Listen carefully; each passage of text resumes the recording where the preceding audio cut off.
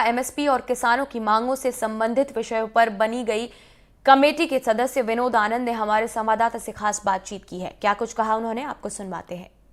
एक बार फिर से पंजाब से किसानों का जत्था दिल्ली की ओर कूच कर रहा है। इन किसानों की जो बड़ी मांगे हैं उसमें सबसे बड़ी मांग ये है कि एमएसपी पर की गारंटी वाला एक कानून बने और इसको ये मांग किसानों की पुरानी है। इसको लेकर प्रधानमंत्री ने 2 साल पहले एक कमेटी भी बनाई थी और उसी कमेटी के सदस्य विनोद आनंद हमारे साथ हैं। उनसे हम पूछते हैं कि उस कमेटी का आखिर क्या हुआ, उस कमेटी की रिपोर्ट अब तक उस पर क्या काम हो रहा है। विनोद जी, ये बताइए कि जब से ये कमेटी बनी है इसकी कितनी बैठकें हुई हैं और उसमें क्या हो रहा है। हालांकि मुझे याद है कि किसानों ने अपनी तरफ से कोई रिप्रेजेंटेटिव इसमें नहीं दिया था, तो उसका स्टेटस क्या है अभी? 30 से भी ज़्यादा बैठकें हो चुकी है और जो तीनों बातें हमारे प्रधानमंत्री जी ने आदेश दिया था, एक तो फसल विविधीकरण, मिनिमम सपोर्ट प्राइस यानी कि जो न्यूनतम समर्थन मूल्य है किस प्रकार से ट्रांसपेरेंट और इफेक्टिव हो, और जेडवीवी यानी कि जीरो बेस्ड बजटिंग जिसको नेचुरल फार्मिंग कहते हैं। तो 30 से भी ज़्यादा बैठकें हुई सिलसिलेवार तरीके से पूरे भारत में, और सारे लोगों से बातचीत करके मिलजुल करके हम लोग काफ़ी इस पे चर्चा कर चुके हैं। परंतु कहीं से लीगल गारंटी की बात जो आज उठ रही है, तो ये आए क्यों नहीं थे हम लोगों के साथ में। जब 3 संयुक्त किसान मोर्चा के सदस्यों को आमंत्रित किया जा रहा था तो इन्होंने कहा ये कमेटी तो बेकार है। तो फिर इन कमेटी से इनको पूछने का अधिकार किसने दिया? अब जो कमेटी हमारी प्रस्तावित है और जो मैं सहकारिता की तरफ से मैं उसका सदस्य हूँ, तो वहाँ तो मुख्य रूप से हम लोग किस प्रकार से सहकारिता के माध्यम से और किसान को मिनिमम सपोर्ट प्राइस कैसे दिलाएं, उसके ऊपर ही सारी चर्चा कर रहे हैं। और मैं आपको आश्वस्त करता हूं कि हमारे सारे सदस्यगण हैं, हमारे जो अध्यक्ष हैं और बाकी की जो पूरी पद्धति है और सरकार का जो पूरा व्यवस्था है, उसमें किसानों को कैसे मिनिमम सपोर्ट प्राइस मिल पाए उसके ऊपर ही चर्चा हो रही है और उसके ऊपर ही हम अपना सारा काम कर रहे हैं। नहीं, जहाँ तक मुझे याद है जब टर्म्स ऑफ रेफरेंस आए थे इस कमेटी की, उसमें एमएसपी के रैशनलाइजेशन और पारदर्शी उसको कैसे बनाया जाए ये उसमें टर्म यूज किया गया था। क्या एमएसपी की गारंटी देता किसी कानून को बनाने की भी बात हुई है कमेटी में? पूरे गजेटियर नोट में कहीं भी इस बात का कोई जिक्र तो था नहीं। उसमें यह था कि एमएसपी एक कॉम्प्लेक्स विषय है और उस कॉम्प्लेक्स विषय को किस प्रकार से उसका समाधान निकाला जा सकता है, और समाधान निकालने के प्रक्रम में जो कंज्यूमर्स हैं और जो प्रोड्यूसर हैं उन दोनों को उससे कैसे मैच कराया जाए और किस प्रकार से ना ही सिर्फ ट्रांसपेरेंट और इफेक्टिव हो, बल्कि वो कौन सी एग्रीकल्चरल इंफ्रास्ट्रक्चर की ज़रूरतें हैं जिसको उपलब्ध करवाया जाए। मान के चलिए कि अगर सारी खरीदारी पंजाब और हरियाणा से होती रहेगी तो क्या बिहार, उत्तर प्रदेश और सीमांत राज्यों के किसान मूर्ख हैं? वो खेती सिर्फ करते रहेंगे और माइग्रेट करते रहेंगे? ऐसा कैसा एमएसपी होगा? ये कौन सी एमएसपी है जो सिर्फ 2 ही राज्यों को मिलेगी? बाकी के लोग जो हमारे 10 करोड़ इधर के हैं और बाकी और राज्यों के हैं वो क्या करेंगे, कहाँ जाएंगे? तो एक ऐसी पूरी व्यवस्था बनानी है जो पैक्स से अपेक्स की तरफ जाए, जो पैक्स खरीदारी करे, और पैक्स को आपने देखा है मल्टीपर्पज बनाया गया है। पैक्स को मिनी मंडी किस प्रकार से बनाया जाए उसके ऊपर बातचीत हो रही है। तो उस मूलभूत इंफ्रास्ट्रक्चर की आवश्यकता है जिससे कि बिहार और उत्तर प्रदेश और बाकी के वैसे राज्य जो आज़ादी के इतने वर्षों के बाद अभी भी वो एमएसपी का फ़ायदा नहीं ले पा रहे हैं, उनको भी फ़ायदा मिले, ना कि सिर्फ इस फूड सिक्योरिटी के नाम पे सिर्फ पंजाब और हरियाणा के सारे किसानों का ही एक रिप्रेजेंटेशन हो। तो ये बात इसमें मुख्य रूप से हम लोग देख रहे हैं। एक आरोप जो लगता है, आपने बिल्कुल ये ठीक कहा कि ये पिछली बार भी हमने देखा कि ये 1-2 पंजाब हरियाणा के सेंट्रिक ये आंदोलन बन के रह जाता है। इस बार भी पंजाब की तरफ से ही, पंजाब के किसान ही दिल्ली की ओर कूच कर रहे हैं। तो आपने जो ये बात कही है, क्या बाकी राज्यों के किसानों को लेकर भी कमेटी में चर्चा हो रही है, कैसे उनको एमएसपी मिले? हम तो पूरे भारत में घूम घूम करके बैठकें कर रहे हैं और सभी लोगों से मिल रहे हैं।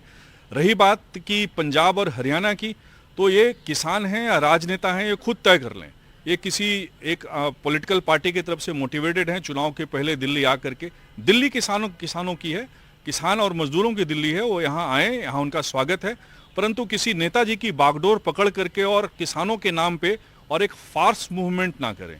ये किसान की बात करने के लिए आए तो देखिए, हमारे तो कृषि मंत्री और सारे पदाधिकारीगण गए थे वहाँ चंडीगढ़ में उनसे बात करने के लिए, उनको इधर आने की जरूरत ही नहीं थी।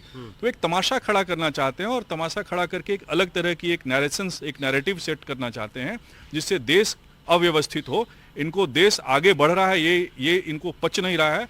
और जिस प्रकार से हमारी कमेटी में सारी बातचीत की जा रही है, यहाँ तक कि हम लोग पानी का जो एक विषय था जिसमें माइक्रो इरिगेशन और तमाम चीजें हैं, हमने वो भी उसमें इंक्लूड किया हुआ था और उस पर भी चर्चाएं हो रही है।